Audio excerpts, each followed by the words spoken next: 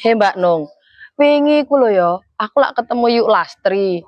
Muaya aku lho dilokno Mbak, jarene ngene. Mbak Win sampean kok saiki malih kuru, gak pantes, ketara elek kaya anu malih tuwek ngono Mbak. Muaya. Sampeyan dilokno ngono. Ya apa? Wingi ku aku ketemu Yuk Lastri yo pas blonjo ning pasar ku Mbak.